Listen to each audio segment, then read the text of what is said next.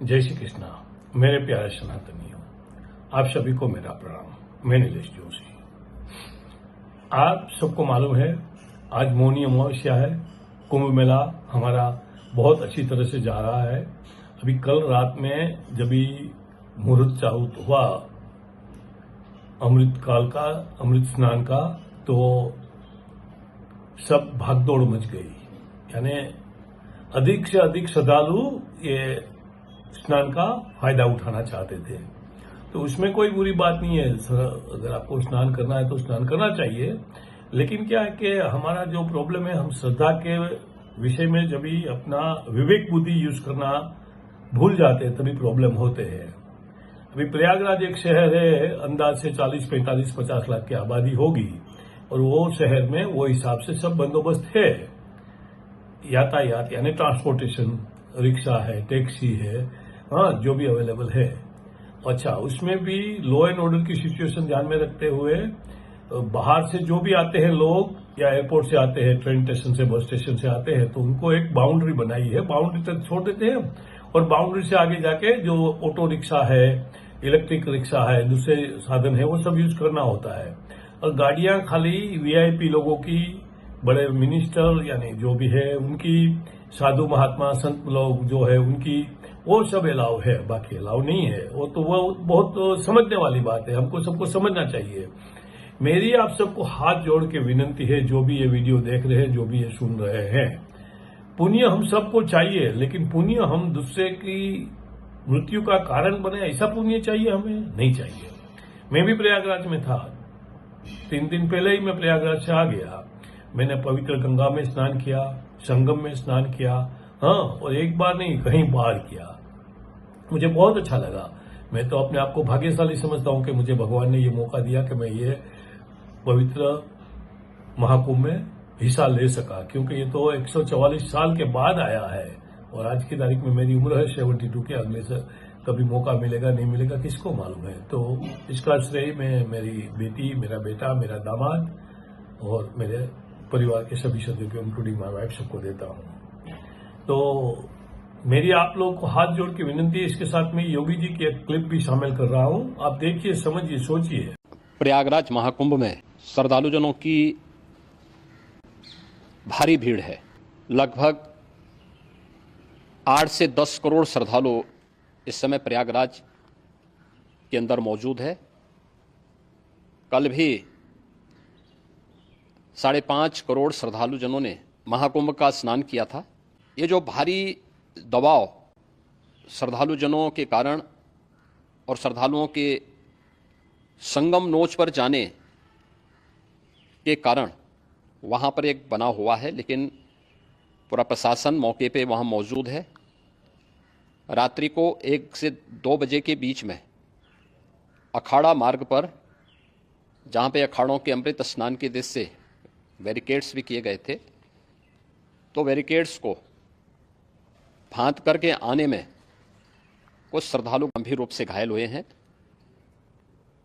उन्हें तत्काल हॉस्पिटल में पहुंचा करके उपचार आदि की व्यवस्था उनके लिए की गई है। उनमें से कुछ श्रद्धालु गंभीर रूप से घायल हैं। लगातार प्रशासन स्थानीय स्तर पर श्रद्धालुओं की सकुशल स्नान कराने के दृष्टि से रात्रि को कल सायंकाल 6:30-7 बजे से ही मौनी अमावस्या का मुहूर्त प्रारंभ होने के बाद से ही लगातार लगा हुआ है। प्रयागराज में महाकुंभ में श्रद्धालुजनों के सकुशल स्नान करने, अमृत स्नान के लिए देश भर से आए हुए श्रद्धालुजनों की व्यवस्था के लिए, उनके कुशल क्षेम के लिए आदरणीय प्रधानमंत्री जी का प्रातःकाल से ही उनके लगभग 4 बार प्रधानमंत्री जी ने हालचाल लिया है। माननीय गृह मंत्री जी ने, माननीय राष्ट्रीय अध्यक्ष भारतीय जनता पार्टी श्री जेपी नड्डा जी ने,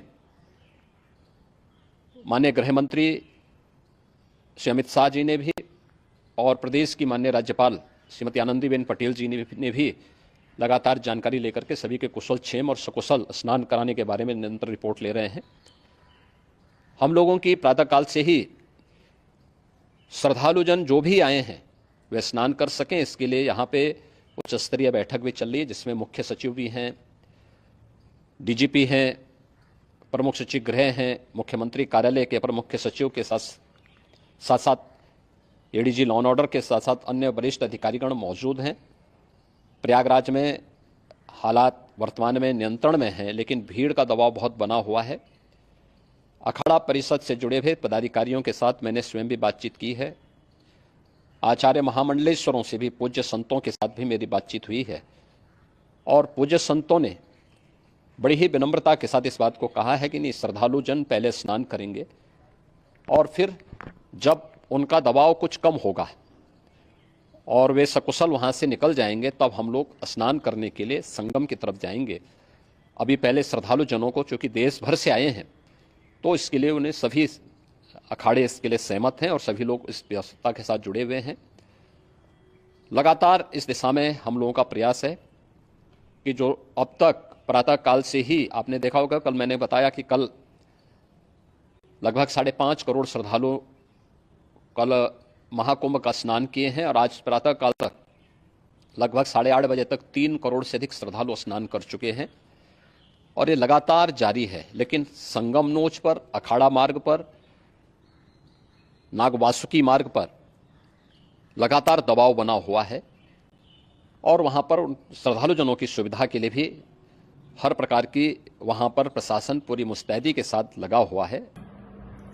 प्रशासन कितनी भी कोशिश कर ले, अगर आपका जनता का सहयोग नहीं होगा तो ऐसे भागदौड़ होने वाली है। स्टैम्पेड को ये बोलते हैं, जब भागम भागी होते हैं ना, तो कोई लोग गिर जाते हैं, जो सशक्त नहीं होते, जो वृद्ध होते हैं, जो बच्चे होते हैं, जो महिलाएं होती हैं, वो गिर जाते हैं। उसके ऊपर पांव रख के दूसरे लोग भाग निकलते हैं, तो भी जो नीचे पड़े वो इंजर होते हैं, किसी की मृत्यु हो जाती है, किसी का ये हो जाता है। तो वो नहीं करना चाहिए हमें, हाँ, क्योंकि हम तो सनातनी श्रद्धालु लोग हैं, तो दूसरे के बारे में पहले सोचते हैं, तो हमें ये भी सोचना चाहिए।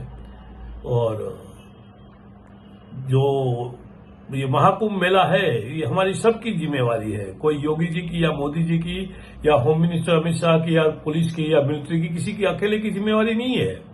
ये जब हम समझने लगेंगे ना, तभी हम सब अपनी जिम्मेवारी बराबर वहन करेंगे तो ऐसे हादसे कम होंगे। कल रात को कुछ हादसे हुए, कुछ लोगों की मृत्यु हुई, कुछ लोग इंजर हुए।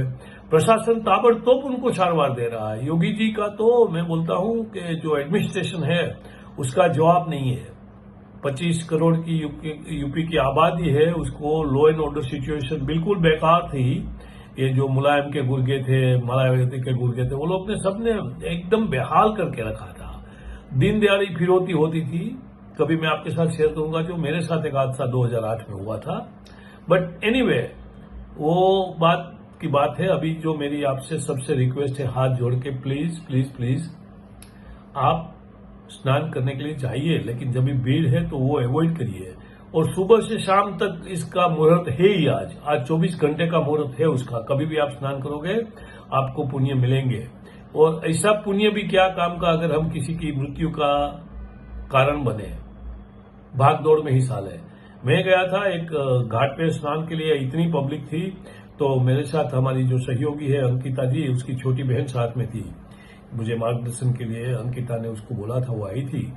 तो मैंने बोला, बेटा हम लोग अभी इधर नहीं जाएंगे, अभी देखो शायद हो सकता है भागदौड़ होगा, क्योंकि एकदम रस था।